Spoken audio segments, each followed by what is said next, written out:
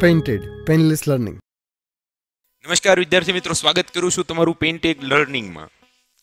આપણે આઈનેક્સ રાજકોટ યુનિટ દ્વારા લેવાયેલ હિન્દીના પેપરનું આજે સોલ્યુશન મેળવવાનું છે. ધોરણ 10 કેવા કેવા પ્રશ્નો પૂછાઈ શકે છે, જેને પેપર બાકી છે તે આ પ્રશ્નોના આધારે તૈયારી કરે અને બાકીના સોલ્યુશનમાં ધ્યાન આપે કે કઈ રીતે બોર્ડમાં કેવા પ્રશ્નો પૂછાવાના છે તેની પણ તેમને ખબર પડી હશે.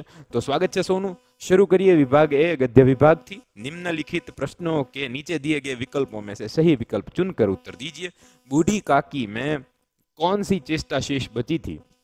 तो चेष्टा यानी प्रक्रिया, तो वो कौन सी प्रक्रिया थी जिससे वो रिएक्ट करती थी? हमने देखा था कि वो स्वाद है जो, वो उन स्वादेंद्री जो थी वो उनकी सक्रिय थी. आद्री कौन था? तो आपको पता होगा वो कौन सा लेखक था. आप मुझे कमेंट करके बताइए इसमें से सही उत्तर क्या है. अमेरिकी लेखक था, फ्रांसीसी लेखक था, चीनी लेखक था या भारतीय लेखक था. आगे बढ़ते हैं. रिक्त स्थान की पूर्ति कीजिए यानी खाली जगहों के उत्तर दीजिए. कालिदास को दंतुल के खाली जगह की चिंता नहीं थी. तो यहाँ पर दंतुल के पास शस्त्र था और बल भी था, लेकिन अगर हमने सही से पढ़ा होगा तो हमें पता होगा कि कालिदास को दंतुल के शस्त्र की चिंता नहीं थी. बेंगलुरु के भारतीय विज्ञान संस्थान के परिसर में खाली जगह के फूल लदे हुए थे. तो हमें याद होगा सुधा मूर्ति के प्रकरण में हमने देखा था कि वहाँ गुलमोहर के फूल लदे हुए थे. दोस्तों, पेंटेड एप्लिकेशन अपडेट થઈ ચૂકી છે. ધોરણ 6 થી લઈ અને 10 સુધીના વિદ્યાર્થીઓ માટે અહીં છે લાઈવ ક્લાસીસ, દરેક વિષયની બ્લુપ્રિન્ટ, દરેક વિષયની વીકેન્ડ પર ટેસ્ટ સિરીઝ અને તમારા ડાઉટનું સોલ્યુશન. તો આજે જ ડાઉનલોડ કરો painted learning application. Play store ઉપર મોજૂદ છે. વધુ માહિતી માટે સંપર્ક કરો 72 72 86 86 71 પર.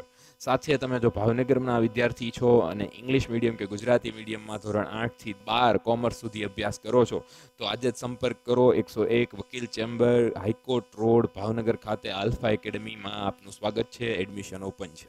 વધુ માહિતી માટે મેં ઘાણી સરનો કોન્ટેક્ટ નંબર આપ્યો છે, કોલ કરો. આગળ વધીએ મિત્રો. निम्नलिखित वाक्यों में से सही वाक्यांश चुनकर वाक्य पूरा कीजिए. सच्चा देशभक्त वह है जो अपना कर्तव्य ठीक से करता है. यदि दंतुल कालिदास के क्षेत्र का निवासी होता तो वह हिरणों का शिकार न करता. निम्नलिखित प्रश्नों के एक एक वाक्य में उत्तर देने थे. जीवन की समस्याओं को किसने ठीक से समझा है? तो याद कीजिए, चीनियों ने ठीक से समझा है. सुधा कुलकर्णी ने इन्फोसिस के मालिक और नारायण मूर्ति जिनका नाम है उनसे विवाह किया था. आगे बढ़े तो किस खुशी में लाडली को नींद नहीं आ रही थी? बूढ़ी काकी को खाना खिलाने की खुशी में उसे नींद नहीं आ रही थी. बड़े प्रश्नों के उत्तर जो थे आपको कालिदास का जो प्राणी प्रेम है उस प्रकरण में से पूछा गया. वृद्ध सज्जन ने साक्षात्कार के समय स्नेहमयी वाणी में सुधा से क्या कहा? तो याद रखिए, सुधा से कहा कि आप जैसी मेधावी लड़की को अनुसंधानशाला में होना चाहिए, यहाँ पर वर्करों के बीच नहीं. हमारे देश में किस प्रकार की जागृति आ सकती है? अबुल कलाम आज़ाद द्वारा लिखित हमारे प्रकरण में से ये प्रश्न पूछा गया है. आगे बढ़ते हैं, जहाँ पर उत्तर 4-5 वाक्यों में देना था. बुढ़ापा तृष्णा रोग का अंतिम समय है, लेखक ने ऐसा क्यों कहा? बूढ़ी काकी के अनुसंधान में बोला गया ये वाक्य लेखक के द्वारा हमें मिलता है. आदमी का जीवन उसकी अपनी व्यक्तिगत जायदाद क्यों नहीं है? याद कीजिए, अबुल कलाम आज़ाद ने जब जागृति की बात कही थी तो उन्होंने कहा था कि हम सब खुद तक सीमित नहीं है, हमारी समाज के प्रति भी कोई जवाबदेही है. इस प्रकार आपको सारे प्रश्न लिखने थे. फिर आपको प्रकरण में से 2 वाक्य दिए गए और कहा गया कि इन कथनों का आशय स्पष्ट कीजिए. आपको बोलना था कि ये कौन कौन कहता है और किसे कहता है. तुम्हारे लिए प्रश्न अधिकार का है, उनके लिए संवेदना का है. याद कीजिए, वो कौन थी जो जिसे कालिदास मिलने गए थे और उसने दंतुल से ये क्यों कहा? तो वो याद करके आप लिखने होंगे. तुम लोगों में उदारता क्यों नहीं होती? तो याद कीजिए ये किस प्रकरण में से है और मुझे कमेंट करके बताइए. ये सवाल भी आपको बताना होगा. हम आगे बढ़ते हैं. गद्य विभाग पूर्ण हुआ, अब पद्य विभाग की ओर, जहाँ पर पहले ही प्रश्न में गोपी गले में किसकी माला पहनती है? तो याद कीजिए वो कौन सी मालाएं थी? गुंजों की मालाएं. सुमित्रानंदन पंत, जिन्होंने हमारा जन्मभूमि नामक काव्य लिखा, रैदास भगवान के सच्चे भक्त थे या एकनिष्ठ भक्त थे? तो कह सकते हैं कि एकनिष्ठ भक्त थे. मीरा खालिया देखकर राजी हुई, जगत या भगत, जगत देखकर राजी हुई. खरहा खाता था, खरहा यानी खरगोश, खाता था, क्या खाता था? घास की फनगुनिया. नवयुग के नव नयनों में भरा है, नवसर्जन की चेतना या नवयुग का आह्वान। इन दोनों में से सही उत्तर बताइए और हम आगे बढ़ते हैं एक एक वाक्य के प्रश्न की ओर। सोने का महत्व कब बढ़ता है? जब उसमें खाली जगह मिलता है, सुहागा मिलता है। कलधोत के धाम का क्या अर्थ होता है, ये बताइए कमेंट में। हम बढ़ते हैं जन जन के हृदय में कौन सी नदियाँ बसती हैं? तो भारत की उन नदियों का नाम जो हमें काव्यों में पढ़ाया गया। आगे बढ़े 2-3 वाक्यों के उत्तर, जहाँ पर भारतवर्ष हमारा जन्म स्थान कब से है? जब से नवनिर्माण की प्रक्रिया हुई, विधि द्वारा इसे भंडार बनाया गया, तब से ये हमारा जन्म स्थान है। गोपी कृष्ण की मुरली को अपने अधरों पर रखकर जूठा नहीं करना चाहती थी, याद कीजिए। और इसके उत्तर 2-3 वाक्यों में लिखिए। मीरा के राम रतन धन पायो कि वो विशेषता क्या है? ये धन कभी कोई चुरा नहीं सकता, और जो मीरा कहती हैं उसे आपको सविस्तार लिखना होगा। 5-6 वाक्य में हमें जन्मभूमि काव्य में भारत भूमि की विशेषताएं जो बताई गई थी उन्हें याद रखनी होगी।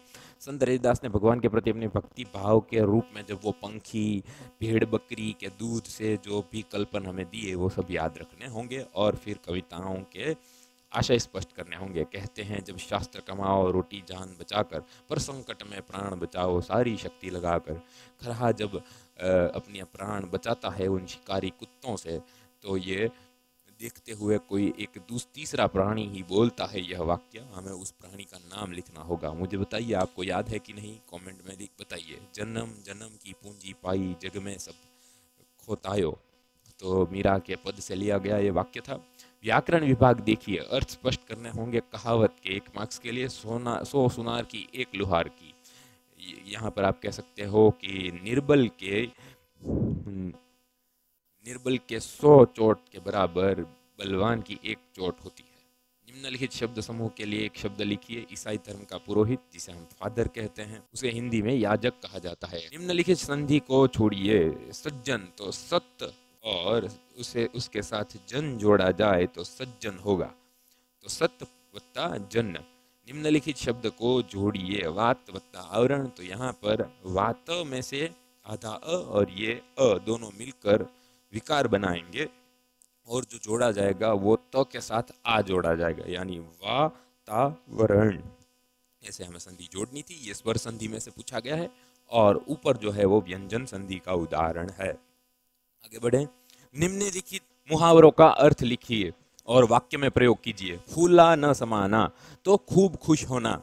यहाँ पर ये भी कह सकते हैं खुशी से फूला न समाना, तो हम ये कह सकते हैं वाक्य में कि यहाँ पर परीक्षा में बहुत अच्छे गुण आने पर मैं फूले नहीं समा रहा था।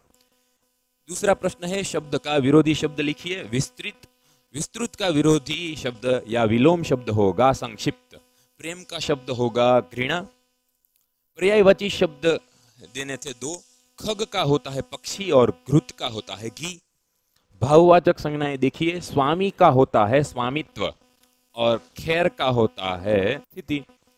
आगे बढ़ते हैं। निम्नलिखित शब्दों के कर्तुवाचक संज्ञा बनाए, यानी क्रिया का करने वाला। खेना का अर्थ होता है नाव चलाना, तो नाविक कह सकते हैं। कला का कर्तुवाचक संज्ञा होगा कलाकार। शब्द के विशेषण लिखिए। लुभाना, तो लुभावना वो विशेषण होगा। प्रदेश का होगा प्रादेशिक। समास पहचानिए। मंत्रोच्चारण, मंत्रों का उच्चारण, यानी ये तत्पुरुष हुआ। नवग्रह, यानी ये द्विगु समास हुआ। आगे बढ़ते हैं।